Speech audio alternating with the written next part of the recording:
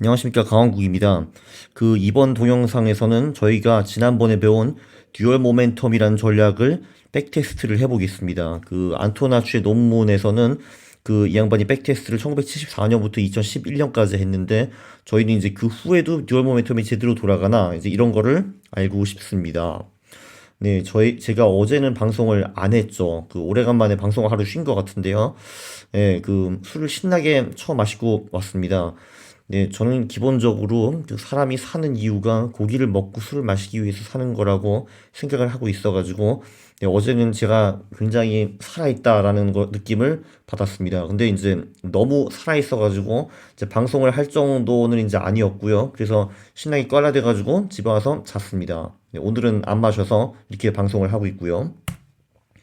일단 듀얼 모멘텀을 복습을 해보면은 상대 모멘텀이라는 게 있었고 절대 모멘텀이라는 게 있었습니다. 상대 모멘텀은 영상 8, 9, 14번에서 보실 수가 있는데, 한마디로 최근 3에서 12개월 동안에 많이 오른 놈이 계속 오르더라, 이제 이런 내용이었고요. 기본적으로 상대 모멘텀으로 하면은 이제 수익 증가에는 도움이 많이 됩니다. 예를 들면은 주가 지수가 10개가 있다. 그 중에서 최근 12개월 동안에 가장 많이 오른 5개 주가 지수에 투자를 하자. 이런 전략을 썼으면은 특히 상승장에는 돈을 왕창 법니다. 근데 하락장에는 이 전략이 또 왕창 깨지기 때문에 이제 MDD, 그러니까 깨질 때는 도움 별로 안 되는데 벌 때는 진짜 많이 법니다. 왜냐면은 주가 지수 중에서도 가장 핫한 그로드에 달라붙어가지고 상승장에 쫙쫙 벌거든요. 근데 이제 다운사이드가 프로텍션이 안 된다는 거죠. 반대로 절대 모멘텀은 이제 비교를 하지 않습니다. 그러니까 지수가 그러니까 한마디로 지수가 하나 있으면은 그거를 이제 옆 지수랑 비교하는 게 아니에요. 그래가지고 이제 이 지수가 최근 1년 동안에 수익을 냈냐 못 냈냐 요걸로 상승장과 하락장을 구분을 해가지고 상승장에는 투자를 하고 하락장에는 매도해서 현금 보유, 이런 전략인데요. 요거는 상대 모멘텀과 반대로 하락장에서는 돈을, 그러니까 손실을 별로 안 봅니다. 그래서 굉장히 하락장에는 뛰어난 전략이고요. 다만 이제 상승장에 주가 지수보다 뚜렷이 많이 번다, 이런 거는 별로 없습니다. 그래서 절대 모멘텀을 쓰면은 주가 지수보다 수익이 그렇게 많이 뛰어나진 않는데, 그 대신에 깨질 때는 훨씬 덜 깨지기 때문에 이제 MDD는 대폭 하락한다 라고 보시면 되겠고요. 영상 17번, 18번, 21번을 참고하시기 바랍니다. 자, 그러니까 안토나치라는 님이 이제 그러면은 이 간단한 두 개 아이디어를 합치자라고 생각을 했죠. 그래서 상대 모멘텀과 절대 모멘텀을 합쳐가지고 듀얼 모멘텀이라는 전략을 만들었습니다. 영상 22에 자세히 나오긴 했는데, 그러니까 한마디로 평상시에는 이제 주가 지수가 여러 개 있으니까 그 중에서 가장 많이 오른 놈이나 놈들을 사자. 그러면 상대 모멘텀을 쓰는 거죠. 그죠? 단 상승장에만 그 짓을 하고 하락장에는 전부 다 팔아버리고 쉬면서 현금을 보유하자. 그래서 여기서 절대 모멘텀이 또 생기는 거죠. 그래서 상대 모멘텀과 절대 모멘텀을 포함을 해가지고 듀얼 모멘텀이라는 걸 만들었는데, 이 양반의 논문에서는 그 모멘텀 기준을 최근 12개월 수익으로 잡았습니다. 그러니까 이제 1년 기준으로 주가 지수가 여러 개 있으면은 최근 1년 동안은 어떤 놈들이 가장 많이 올랐는가 해서 상대 모멘텀을 썼고, 그리고 최근 1년 기준을 봐가지고 지금이 하락장인가 상승장인가 이런 거를 측정을 했다라고 합니다. 근데 물론 꼭 12개월만 쓸 필요 없다는 거를 제가 요번에 설명을 드릴 거고요. 자, 저는 일단 처음에는 안토나치가 한 그 전략들을 거의 그대로 한번 따라가 볼 거고요. 그리고 거기서 그걸 응용을 해가지고 다른 전략들을 만들겠습니다. 포트폴리오 비주얼라이저에서는 이제 모든 주가 지수가 다 들어있는 건 아니에요. 그래서 제가 이제 몇 개 주가 지수는 다운을 받았습니다. 엑셀로. 뭘 다운 받았냐 하면은 예를 들면은 선진국 지수, 후진국 지수 이런 거를 다운을 받았어요. 그거를 어디서 받았냐면은 뭐라? MSCI는 머겐 스테인리가 만든 사이트이죠. 여기 이제 MSCI.com에 들어가가지고 찾아보시면은 End of Day Data Regional이라는 이제 사이트가 뜹니다. 여기 보면은 진짜 별의별 주가 지수들이 다 있어요. MSCI가 수천 개의 그 주가 지수를 만들어 놨고, 그리고 어디 잘 찾아보면 팩트북이 있어가지고 이제 구체적으로 그 지수를 무슨 논리로 만들었는가 그런 것도 스터디를 할 수가 있습니다. 그거는 뭐 나중에 해보고요. 그 제가 원했던 거는 선진국 그 EAFE 지수를 그 필요로 했습니다. 그래서 이런 식으로 마켓, 디벨롭 마켓스, 그러니까 이제 선진국의 이제 뭐 달러로 보고, 그리고 이런 식으로 쳐보면은 이제 지수들이 엄청 많이 나옵니다. 이제 EAFE가 이게 뭐였더라 이게? 그 이스트 에이지안 뭐 모르겠다. 뭐 까먹었는데, 이게 이제 선진국 지수이고요. 뭐 예를 들면은 뭐, 여기는 뭐, EFE XUK, 그러니까 영국을 뺀 선진국 지수, 뭐, 유럽 지수, 유로 지수, 뭐, 파이스트, 그러니까 이제 극동 지수, 그러니까 뭐, 홍콩이나 일본, 이런, 싱가포르 이런 데를 말하는 거 있죠. 패시픽 지수, 뭐 이런 식으로 해가지고 엄청나게 많은 지수들이 있어요. 그래서 저 같은 경우는 요 EAFE 지수를 다운을 받았는데, 요거를 클릭을 하면은 이런 식으로 뜨고요.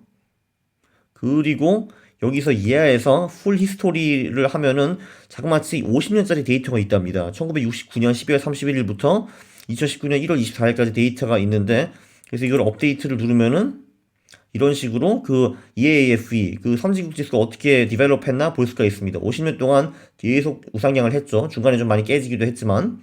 그래서 이거를 이제 다운로드 데이터를 하면은 그 이 다운 데이터를 금방 다운 받을 수가 있고요. 그러면 그게 이제 뭐 대충 이런 식으로 데이터가 다운이 됩니다. 그래서 제가 이제 요 데이터를 다운받았고, 그리고 그 전에 그 이머징 마켓으로 들어가가지고 MSCI 그 이머징 마켓스, 그러니까 요 데이터를 제가 다운을 받았어요. 그러니까 요거는 제가 알기로는 50년짜리 데이터는 없고, 그래도 30년 넘게 있네요. 그죠? 그래서 요것도 제가 다운을 받았습니다. 그리고 제가 이제 리츠 데이터, 그러니까 미국 부동산 데이터가 필요해가지고, 그거는 어디로 갔냐 하면은, 그 나레이트라고 이제 미국 리츠 협회 이런 비슷한 게 있습니다. 여기 가가지고 리트 데이터를 가보면은 이제 이런 식으로 리츠들이 최근 40년 동안의 수익을 어떻게 냈는가 이제 그런 거를 다운을 받을 수가 있어요. 그렇게 하면은 그 이제 요런 그 데이터를 다운 받을 수가 있어가지고 요거를 제가 이제 대충 이런 식으로 정리를 했습니다. 한마디로 그러니까 이 데이터를 왜 다운 받았냐? 그 포트폴리오 비주얼라이저에 데이터가 없기 때문에 제가 직접 업로드를 하기 위해서 그렇게 하는 거죠. 지난번에 한번 보여드리기는 했는데, 이제 업로드 하는 방법은 그 여기 들어가셔가지고 포트폴리오 비주얼라이저에 그러니까 로그인을 하고 이제 여기 본인 이름을 클릭을 하신 다음에 임포트 벤치마크라는 것이 있습니다. 그렇게 되면은 이런 홈페이지 들어오실 텐데, 그럼 여기서 제가 예를 들면은 그 MSCI EFE 데이터를 업데이트 하고 싶다라고 하면은 그 예를 들면 여기다가 그냥 뭐 MSCI EFE 이런 식으로 씁니다. 그 다음에 그 파일을 찾아야겠죠. 제가 저장해 놓은 파일. 그게 여기 MSCI EFE 있죠. 그리고 그 조금 전에는 제가 그 지수를 썼습니다. 그 올릴 수 있는 게 월별 수익, 월별 지수 데이터 아니면은 일별 수익 또는 일별 지수 데이터. 근데 지금은 제가 월별 그 지수 데이터를 가지고 있죠. 그리고 여기다가 뭔가 그 줄임말을 넣어줘야 됩니다. 그러니까 뭐 예를 들면은 뭐 MSCI EA 이 정도 넣어놓죠.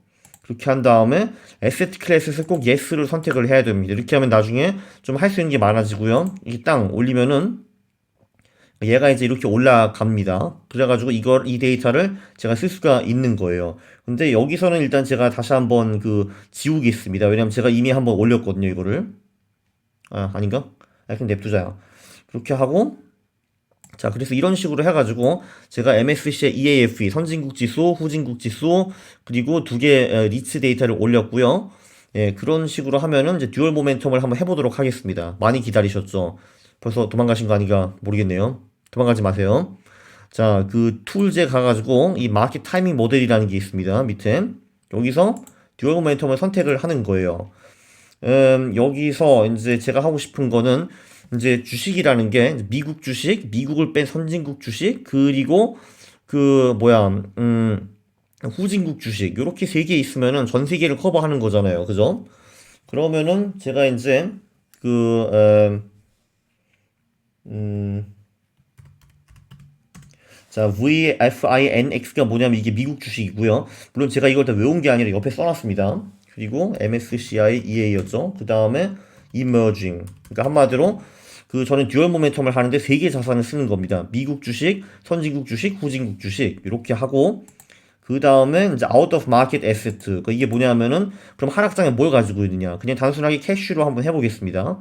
그리고 그 모멘텀 기준이 중요하죠. 그러니까 뭐로 할 거냐? 12개월로 한번 해보고요. assets to hold 이 세 개 중에서 이제 상대 모멘텀을 쓸 때 세 개 중에서 몇 개 지수를 가지고 있을 건가 하나로 한번 해보겠습니다. 그리고 한 달에 한 번 이제 다시 기준점이 선택이 되는 거죠. 그러니까 한마디로 예를 들면은 이제 1월 31일 날 그 12개월 기준을 봐가지고 어떤 놈이 최근 12개월 동안에 가장 많이 올랐는가 그리고 지금이 상승장인가 하락장인가 파악을 하고 그러면 투자를 한 다음에 한 달 후 2월 말에 다시 와가지고 똑같은 짓거리를 하는 겁니다. 그러면은 그 2월 말 기준으로 최근 12개월 동안에 가장 많이 오른 놈은 어떤 놈인가 그리고 지금은 상승장인가 하락장인가 파악을 하는 거죠.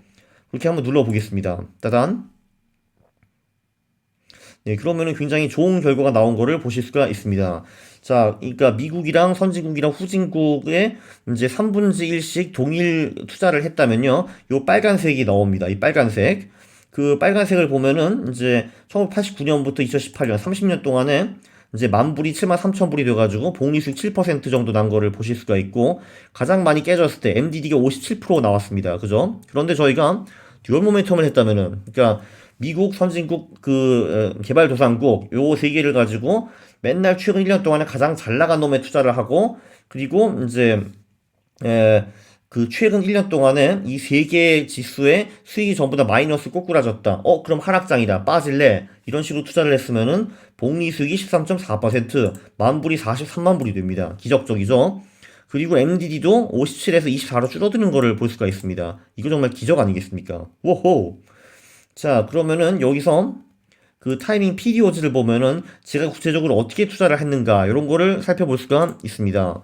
예를 들면 1989년 1월에는 개발도상국이 잘 나갔다가 그 다음 2월에는 그 선진국으로 갈아탔다가 그 다음에는 19개월 동안 그 개발도상국이 잘 나갑니다. 그 다음에 하락장이 도입해가지고 이때 걸프 전쟁이 났었죠. 그죠? 그때 이제 현금을 갖고 있다가 그 다음에 미국을 좀 들어갔다가 후진국, 미국, 후진국, 미국을 계속 왔다 갔다 하다가 이럴 때 예를 들면 트렌드를 제대로 탑니다. 1995년부터 99년까지 미국 시장이 정말 미친 듯이 올랐거든요. 이때 52개월 동안 미국을 가지고 있으면서 204%를 먹는 겁니다. 한마디로 요 듀얼 모멘텀도 한 놈이 트렌드를 제대로 탔다 하면은 그걸 꿀꺽 먹는 이런 파워가 있습니다. 그리고 뭐 예를 들면 2000년부터 2002년까지 인터넷 버블 꺼지고 하락장이니까 16개월 동안 현금을 보유하고 있었죠. 그때 이제 그 주가 지수들은 깨졌죠. 그거를 볼 수가 있습니다. 그리고 그쵸. 2004년부터 7년까지는 그때 후진국, 중국 이런 데가 잘 나갔죠. 26개월 동안 중국이랑 후진국이 꿀 빨면서 74% 먹고, 그리고 반대로 또 이제 2008년 7월 후에는 현금을 가져 있어가지고 리만을 피하고, 이렇게 투자를 하신 거를 볼 수가 있습니다. 그리고 이제 드로우다운을 보면은 이제 우리 주식 포트폴리오는 2000년 후에 그러니까 이제 IT 버블 꺼질 때 된통 깨졌고 그리고 금융위기 때 된통 깨졌는데 우리도 깨지기는 했으나 좀 덜 깨진 거를 볼 수가 있습니다. 다 20% 언저리로 깨졌죠. 그죠? 이런 거를 볼 수가 있고 자 그러면은 그 요거 안에서도 굉장히 많이 실험을 또 할 수가 있습니다. 예를 들면 이제 이런 걸 할 수가 있죠. 제가 한 개 자산만 보유하는 게 아니라 두 개 자산을 보유하면 어떨까? 이런 것도 한번 생각을 해볼 수가 있습니다. 그러면은 이것도 꽤 양호하게 나오죠. 다만 이제 그 수익은 좀 더 줄었고요. 조금 전에 13대였는데 10대로 줄었고 그 대신에 MDD도 제가 알기로는 조금 전에 23인가 뭐 그랬는데 20으로 줄어버렸습니다. 그죠?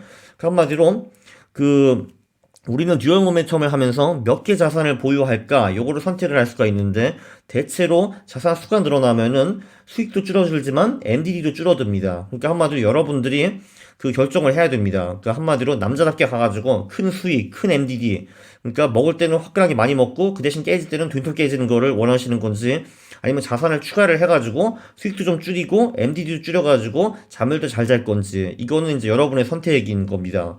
그럼 예를 들면 세 개로 하면 어떻게 될까요? 그것도 재밌겠죠. 이거는 무슨 뜻이냐 하면은 한마디로 이제 그 1년 절대 모멘텀 투자를 한다는 겁니다. 그러니까 이제 한마디로 그 세 개의 주식을 늘 보유를 하는데 그 대신에 하락장, 그러니까 최근 12개월 수익이 안 좋았다면은 나 빠질게. 이제 이런 전략인데요. 그렇게 했다면은 네, 그래도 이제 수익이 이 세 개 주가 지수를 동일하게 보유하는 것보다는 낮다는 걸 볼 수가 있어요. 8.3 대 6.8이죠. MDD는 별로 안 줄었네. 큰 도움이 안 됐네요, 이게. 그죠? 그러면은 타이밍 피리오드를 보면 이런 식으로 나옵니다. 뭐 예를 들면은 89년 1월부터 5월까지는 우리 세 개 지수를 다 보유를 하고 있었고요. 그런데 89년 6월부터 보면은 분명히 미국 주식이랑 그리고 개발도상국 주식은 보유를 하고 있는데 선진국 주식이 사라졌네요. 선진국 주식이 하락장으로 떨어지면서 현금을 33% 보유하고 있었다. 이런 식으로 해석을 하시면 되겠습니다. 그 후에 다시 이제 세계 주가 지수를 보유를 하고 있다가 그 다음에 한번 현금이 좀 다시 날라왔다가 이런 거를 확인하실 수가 있어요. 자, 그러면은 두 번째. 저희가 지금 12개월을 모멘텀 기준으로 삼았는데, 솔직히 12개월이 막 좋다. 이제 그런 법은 사실 없습니다. 12개월이 아니라 6개월도 할 수도 있고, 3개월도 할 수도 있고, 그렇지 않습니까? 여기서는 이제 방법이 뭐냐 하면은, 이 싱글 피리어드를 멀티 피리어드로 바꾸는 겁니다. 요거 다시 한 개로 해볼게요. 음, 그리고 예를 들면 한 달, 석 달, 6개월, 9개월, 12개월을 넣는 거고, 그거를 전부 다 비중을 20%로 두겠습니다. 이거는 뭐냐 하면은 그 이제 투자를 할 때 이제 기준이 있어야 되지 않습니까? 지금까지 우리는 심플하게 하기 위해서 12개월을 썼어요. 그죠? 그런데 지금은 우리는 1개월, 3개월, 6개월, 9개월, 12개월을 쓰겠습니다. 그러니까 한마디로 그 수치에 얽매이지 않겠다라는 거고요. 그러니까 이렇게 해가지고 도대체 1, 3, 6, 9, 12, 20, 20, 20, 20, 20이 무슨 뜻이냐라는 거 하는 건데 일단은 에, 여기서 일단 중요한 게, 한마디로, 그니까, 그 최근 1개월 모멘텀, 3개월 모멘텀, 6개월 모멘텀, 9개월 모멘텀, 12개월 모멘텀에 이제 수익이 나오지 않습니까? 그럼 5개가 나오는데, 그거의 평균을 내가지고, 그게 이제 플러스면은 상승장, 그리고 그 마이너스면 하락장, 이렇게 보겠다라는 거고요. 그리고 상대 모멘텀 할 때 기준을 어떻게 잡느냐? 저는 이제 늘 요거를 weight rank orders라고 하는데 이게 뭐냐면 예를 들면은 이제 자산이 두 개가 있다라고 하면은 한 달 모멘텀을 볼 때 1위가 있고 2위가 있을 겁니다. 그죠? 그리고 3개월 모멘텀을 볼 때도 1위가 있고 2위가 있는데 그래서 이제 그 순위의 평균을 또 내는 겁니다. 그 5개 모멘텀의 순위의 평균을 내 가지고 상대 모멘텀을 측정을 하는 거죠. 이해가 잘 되셨을지 모르겠네요. 그러니까 한마디로 기준을 한 개가 아니라 5개로 잡는 겁니다. 그래서 이제 평균적으로 많이 올랐다. 이제 이놈을 이제 사게 되는 거고, 그리고 한 달 모멘텀, 3개월 모멘텀, 6개월 모멘텀, 9개월 모멘텀, 12개월 모멘텀, 그 수익을 분석을 해가지고, 그거의 평균을 내가지고, 지금이 상승장인가 하락장인가를 측정을 하는 겁니다. 눌러보죠.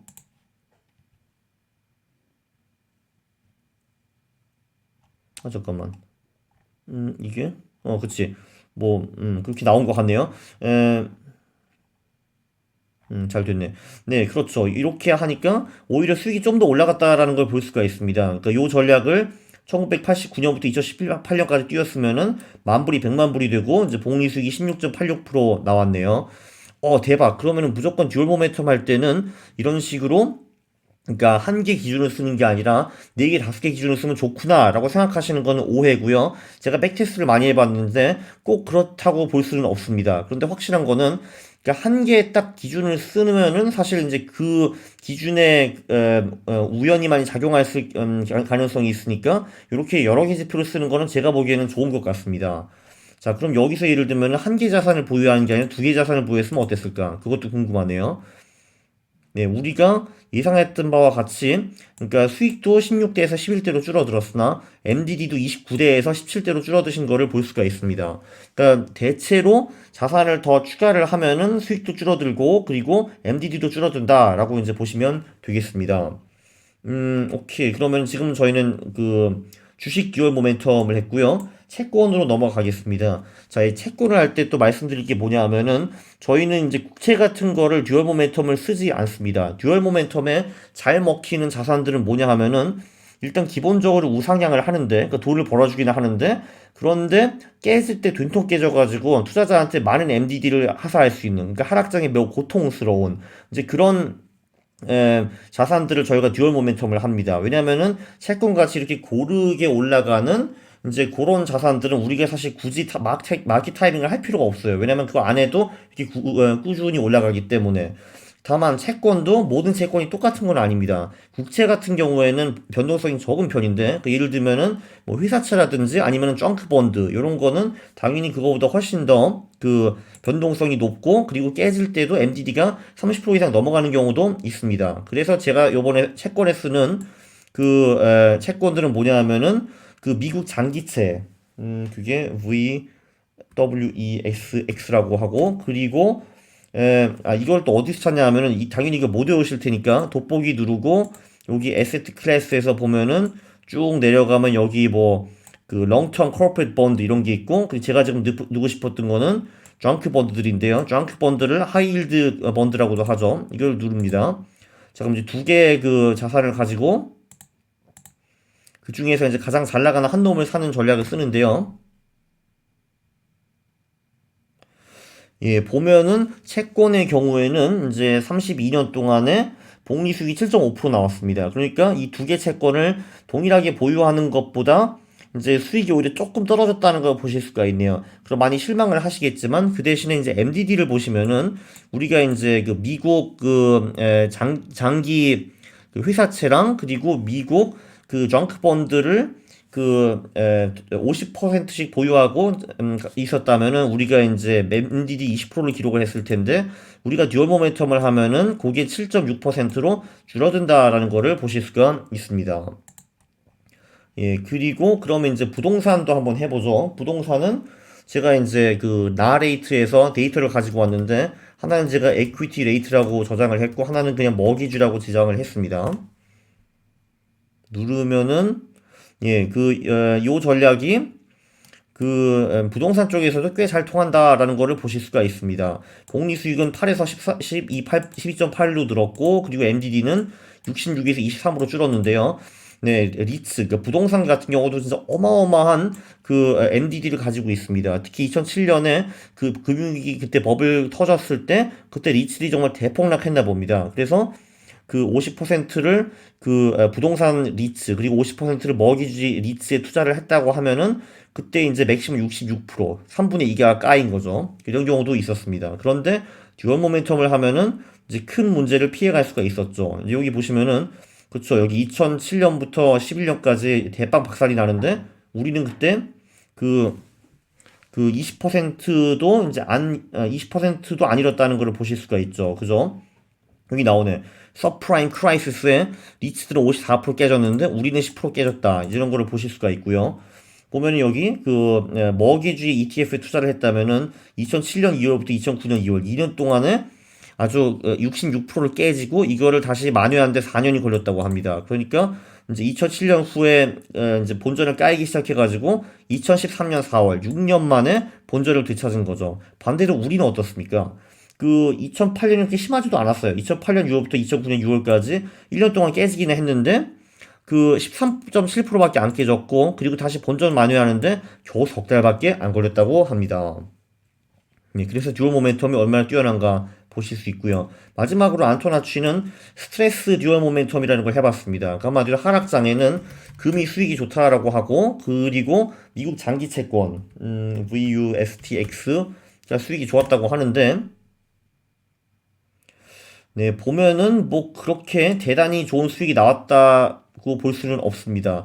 특히 이제 금 같은 게 2010년대 너무 많이 까여가지고 네, 듀얼 모멘텀을 했는데도 불구하고 그다지 좋은 수익이 나오진 않았어요. 겨우 복리 5% 나왔고 그 대신 MDD는 조금 줄어들었다는 것을 보실 수가 있습니다. 그러니까 한마디로 이거를 보시면은 듀얼 모멘텀은 대체로 거의 모든 자산에 먹히는데 가끔 안 그럴 때도 있다라는 거를 보셨습니다. 자, 그러면 이거를 가지고 또 여러 개를 또 응용을 할 수가 있어요. 오케이, 저희는 그럼 지금 네 개의 전략을 봤습니다. 그러니까 이제 주식 듀얼 모멘텀, 채권 듀얼 모멘텀, 리츠 듀얼 모멘텀, 그리고 스트레스 듀얼 모멘텀, 요 네 개의 전략을 봤는데, 그렇다면은 그냥 이 8개, 9개 자산을 전부 다 싸잡아 해가지고 그거 가지고 듀얼 모멘텀을 돌리는 거 어떨까라고 생각을 해볼 수가 있습니다. 그건 뭔 말이냐면은 일단 그 미국 주식 그리고 그 선진국 주식, 후진국 주식 그리고 미국 장기 회사채 그리고 미국 정크 본드 그리고 부동산 리츠, 머게지 리츠, 금, 그리고 미국 장기 채권. 자, 이 9개 자산을 가지고요. 여기서 뭐 예를 들면은 그 가장 잘 나가는 5개, 그러니까 상대 모멘텀 투자를 하되 그 대신에 하락장에서는 아예 내빼자. 이제 이런 전략이 되겠죠. 그죠? 그럼 여기서 이제 문의를 하실 겁니다. 오케이, 9개 자산이 있는데, 그럼 그 중에서 예를 들면은, 3개 자산은 상승장이고, 6개의 장은 하락장이다. 이럴 수 있지 않습니까? 라고 하시면은, 그러면 투자가 어떻게 되냐면은, 우리가 지금 5개 자산에 투자하고 있기 때문에, 그 3개 자산에는 투자를 하게 됩니다. 거기 각각 20%씩 투자를 하게 되고요.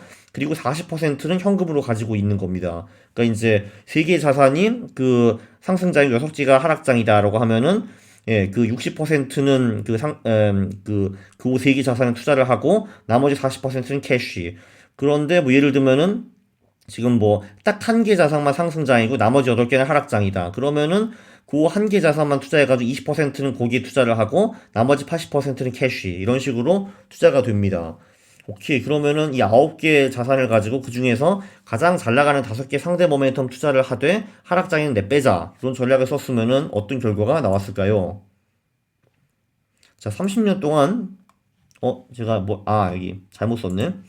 그 MSCI, EA였지. 오케이. 이렇게 하고, 또 뭐 잘못 썼냐? 오케이. 그렇지. 이제 이렇게 하면은, 그러니까 요 전략을 30년 굴렸다고 이제 보는 겁니다. 그러면은 이제 복리 수익이 10% 정도 나왔고, 그리고 MDD가 이제 요 9개 자산에 고르게 이제 투자를 하고 했다면은 MDD가 37% 나왔는데, 우리의 듀얼 모멘텀 전략을 하니까 MDD가 15% 이하로 떨어진 거를 볼 수가 있습니다. 복리 수익도 분명히 올랐고, 그리고 MDD도 절반 이하로 떨어지면은 상당한 수확이라고 보실 수가 있겠죠. 그죠? 음, 그렇죠.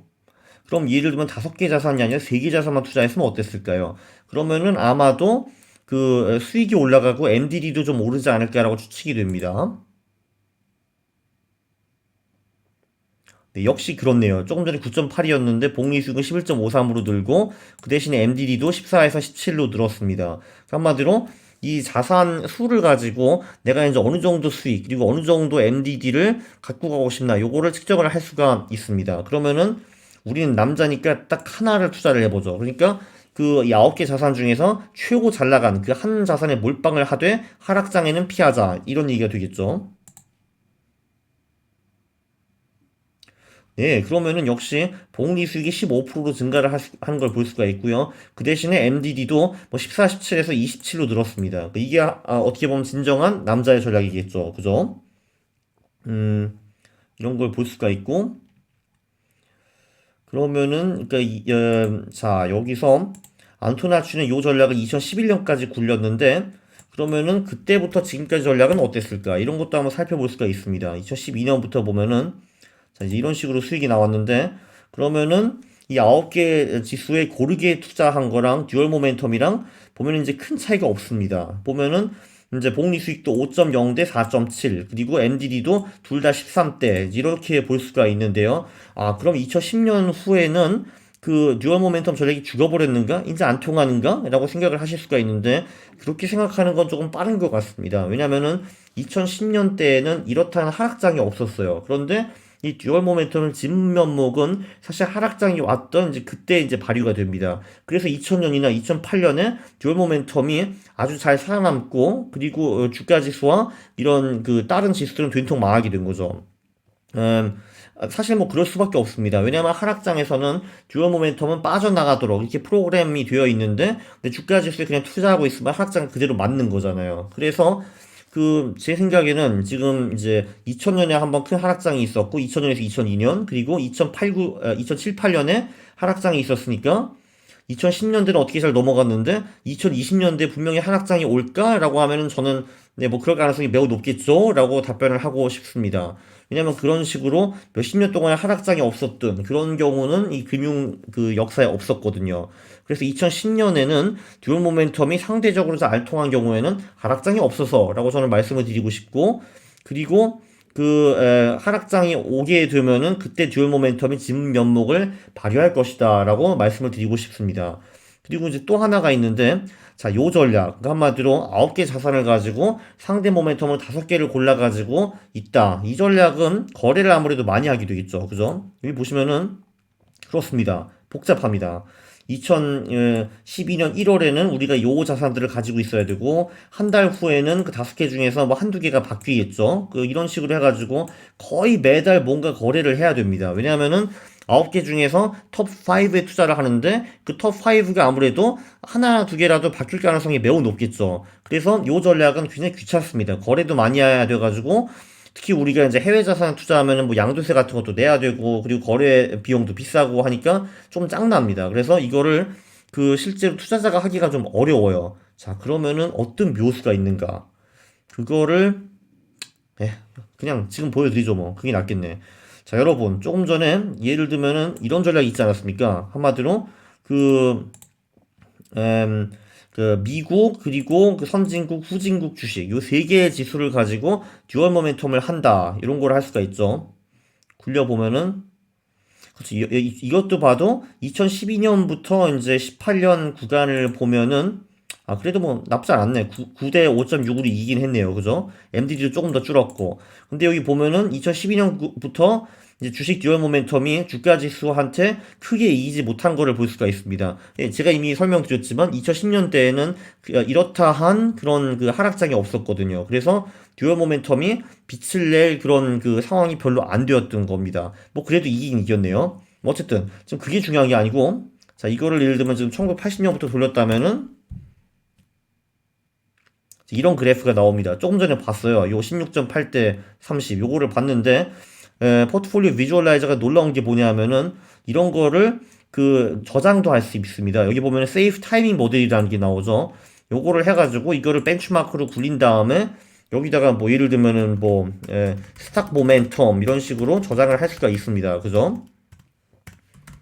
네, 저는 이미 이걸 저장을 했기 때문에 진짜 저장을 하진 않을 텐데, 이런 식으로 여러분들이 아름다운 자산 모델을 만들었으면은, 그거를 곧바로 저장할 수가 있습니다.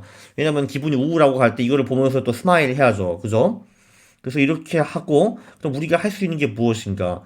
이제 이런 식으로, 제가 주식 듀얼 모멘텀, 채권 듀얼 모멘텀, 리츠 듀얼 모멘텀, 그리고 스트레스 듀얼 모멘텀 그 포트폴리오 4개를 제가 요 세이프 타이밍 모델을 통해 가지고 저장을 했습니다.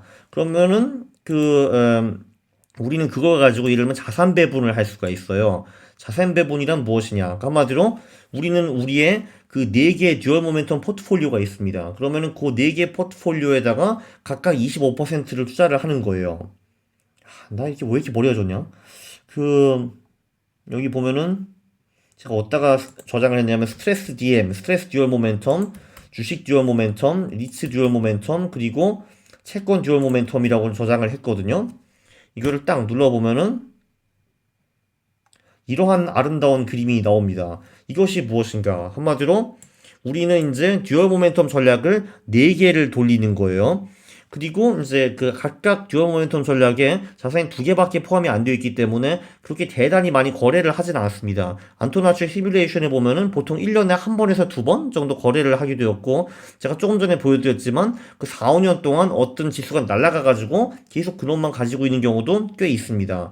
오케이, 그러면은 우리는 한마디로 1년에 한두 번 정도 거래를 하는 전략 4개를 가지고 있는 거예요. 그리고 그 4개에 똑같은 그러니까 똑같은 금액을 투자를 하는 겁니다. 이거 얼마나 머리가 좋습니까? 그러면은 어떤 결과가 나왔는가? 이런 식으로 쫙 깨끗이 우상향하는 이제 그래프가 나오고 복리수익이 11.5% 나쁘지 않죠, 그죠? 그리고 가장 많이 깨졌던 애 6.4%가 깨지고 MDD는 13.4%가 나왔습니다. 이 정도는 굉장히 준수하지 않습니까? 진짜 잘 만들었다 이거. 아, 죽이다. 예, 그 연별 수익을 보시면은 이제 돈을 까이는 해가 그렇게 많지 않아요. 94년 6% 깨지고 14년 만에 5% 깨지고 그리고 2015년, 18년은 조금씩 깨졌는데 두 자리로 깨진 적이 없다는 걸 보실 수가 있고 우리의 자산은 만 불에서 꾸준히 들어가가지고 30년 만에 25만 불이 되는 거를 보실 수가 있습니다. 여기서 또 놀라운 거는 무엇인가? 일단 드로우다운을 살펴보면은 그쵸 10 몇 프로까지 간 적이 몇 번 있었는데 그렇게 많지는 않았다라는 걸 보실 수가 있고 예를 들면 금융위기에도 11% 깨지면서 버티고 그 인터넷 버블 깨질 때 10% 깨지면서 잘 버텼습니다. 그리고 여기 중요한 거 뭐냐면은 자 에세트를 보시면요. 여기 우리의 이제 번드 DM, 리츠 DM, 스톡 DM, 스트레스 DM이 있습니다. 이거를 보면은 사실 얘네들만 보면은 MDD가 꽤 높은 거를 볼 수가 있어요. 우리 예를 들면은 우리의 주식 그 듀얼 모멘텀은 MDD가 30%가 나왔고 우리의 리츠 듀얼 모멘텀도 MDD가 23%를 나온 거를 볼 수가 있습니다. 그리고 스트레스 듀얼 모멘텀 같은 경우는 자그마치 MDD가 40%인데 근데 도대체 제가 어떤 마법을 썼길래 포트폴리오 MDD가 겨우 13%밖에 안 되냐 이게 말도 안 되지 않느냐 라고 생각을 하실 텐데 말이 됩니다. 바로 밑에 보면은 이런 게 있어요. 이게 뭐냐 하면은 그 얘네들끼리의 상관관계입니다. 그러니까 뭐 여기 예를 들면은 그 뭐 스톡 DM과 번드 DM의 그 상관관계가 0.15라고 나오는 건데 그거는 뭐냐 하면은 이제 주식 듀얼 모멘텀 전략이 잘 먹힐 때 그 채권 듀얼 모멘텀 전략도 잘 먹히기는 하는데 상관성이 그렇게 높지는 않다라고 볼 수가 있습니다. 그 말은 뭐냐 하면은 물론 이제 우리의 그 주식 그 듀얼 모멘텀이 30% 까이는 순간이 있을 텐데 그러면 나머지 다른 애들도 같이 30% 까이느냐 그건 아니다 이겁니다. 왜냐하면은 상관성이 그렇게 높지 않기 때문에 그래서 이 네 개 중에서 한두 놈은 엄청 까일 수가 있으나 나머지 애들이 그렇게 많이 까이지 않기 때문에 그 포트폴리오 전체는 유지가 되고 그래서 MDD가 13%대로 줄어든 겁니다. 기적이라고 볼 수가 있죠. 그죠? 한마디로 상관성이 얘네들이 별로 높지 않기 때문에 우리의 포트폴리오 MDD는 매우 양호한 수준에 도달한 겁니다. 이게 바로 분산 투자의 진정 위력이라고 보실 수가 있고요. 자, 그럼 여기서 예를 들면은 뭐 이런 식으로 생각을 할 수도 있습니다. 이 스트레스 듀얼 모멘텀. 이거는 하락장에 보통 잘 되는 전략인데, 근데 사실 주식시장은 70%는 상승장이고 30%는 하락장이잖아. 그러면은 이 스트레스 DM의 비중을 좀 줄여버리자. 한 10%로 하고 나머지 놈들은 30으로 가지라고 생각을 할 수도 있습니다. 그렇게 하면은 우리가 예상하는 거는 아무래도 이제 수익은 좀 더 높아질 것 같은데 그 대신에 하락장에는 좀 더 많이 까이지 않을까라는 걸 추측을 할 수가 있습니다. 눌러보죠. 역시 수익은 좀 더 올라갔고요. 사실 MDD는 비슷한 수준이기는 한데 근데 까이는 해에 근데 조금 더 많이 까이는 거를 실제로 보실 수가 있습니다. 애뉴얼 리턴을 보면은 하긴 뭐 5%나 8%나 그게 그거지.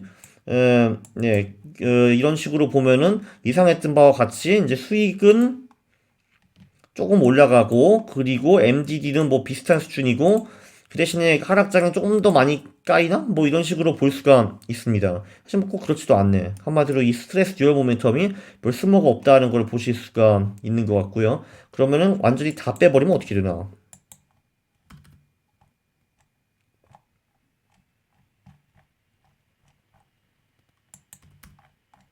이렇게 하고 너 꺼져 하고 누르면은 그렇지. 그럼 복리 수익이 13%, MDD는 조금 늘었네요. 이렇게 볼 수가 있고. 그러면은 결론적으로 이 스트레스 듀얼 모멘텀을 포함하는 게 좋은가 안 좋은가? 솔직히 잘 모르겠는데, 그래도 하락장 프로텍션을 위해서 조금 가져가는 게 나을 것 같기도 하고요. 아, 저도 잘 모르겠습니다.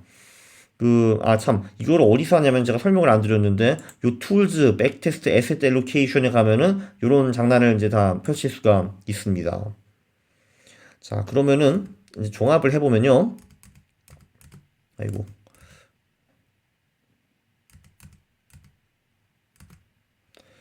일단 MSCI 사이트가 보면 별의별 신기한 주식지수 데이터가 다 있다. 여기서 진짜 뭐 이런 것도요. 코리아 밸류 지수, 코리아 모멘텀 지수. 별 신기한 게 다 있습니다.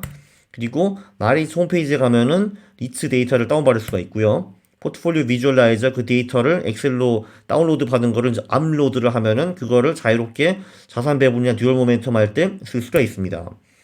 그리고 시사점은 무엇인가? 일단 포트폴리오 비주얼라이저는 제가 전략을 만들면 그 전략 자체를 저장할 수 있는 무서운 기능이 있습니다. 그러면 제가 그걸 끄집어내 가지고 또 그거 가지고 작업을 할 수가 있거든요. 그리고 2010년 후에는 그 듀얼 모멘텀 전략이 뭐 그렇게 뛰어나지 않았는데 환불 갔느냐? 2010년 후에는 하락장이 사실 이렇다 할 게 없었습니다. 이제 2020년대도 화끈한 반토막 하락장들이 오면은 듀얼 모멘텀이 번쩍번쩍번쩍 갈 겁니다. 그리고 이제 다수자산 듀얼 모멘텀, 그러니까 한마디로 두 개 이상의 자산을 쓰는 듀얼 모멘텀을 해보면은 이제 자산 수를 가지고 복리 수익과 NDD를 조절할 수가 있습니다. 기본적으로 자산을 많이 투입하면은 복리 수익도 떨어지고 MDD도 떨어진다라고 보실 수가 있고요. 화끈하게 가자면은 그 톱 원, 가장 잘 나가는 한 놈에만 투자를 하는 겁니다. 그러면은 벌 때도 많이 벌고 깨질 때도 많이 깨집니다.